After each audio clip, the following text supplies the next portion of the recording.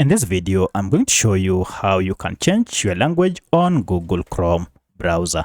If you find this video helpful, please like and subscribe to this channel.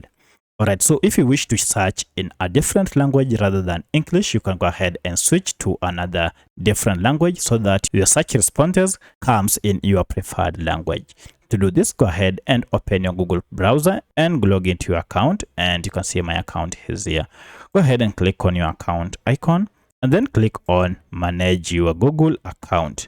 Under this, go ahead and choose personal info, and this will go ahead and highlight various information about your account. Go ahead and look for language. You can see it is here, then click on it.